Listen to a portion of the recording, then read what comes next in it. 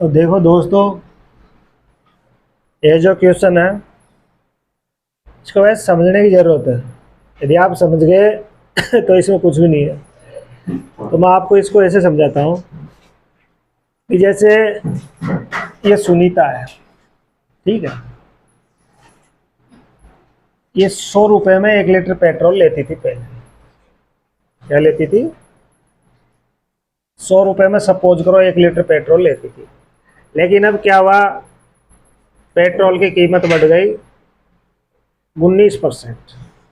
तो 19% कीमत का मतलब है कि अब 1 लीटर पेट्रोल कितने में आ रहा है? 119 रुपये में, ठीक है।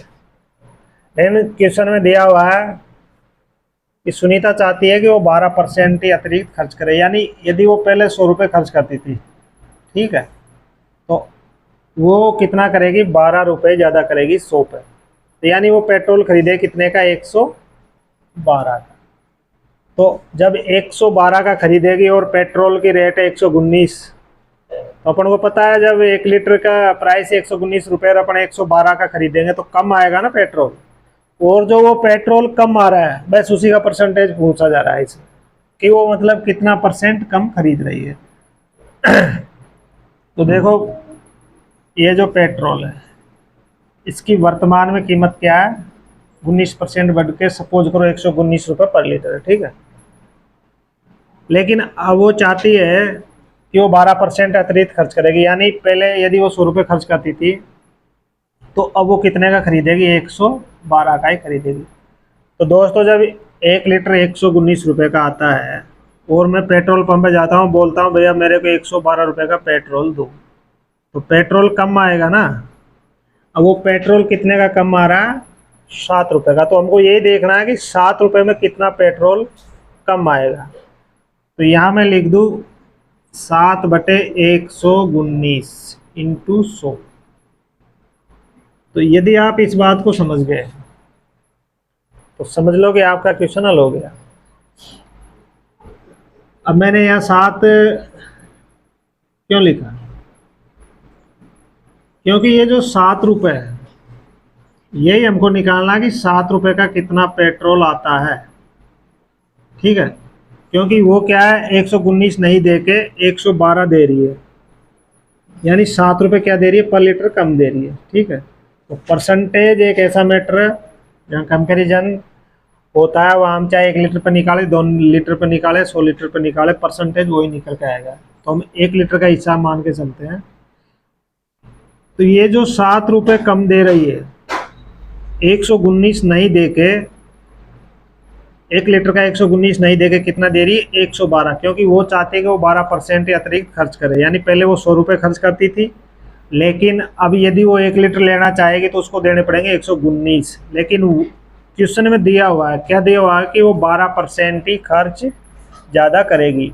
तो इसका मतलब पहले 100 का लेती थी तो अब कितने का लेगी? 112 का।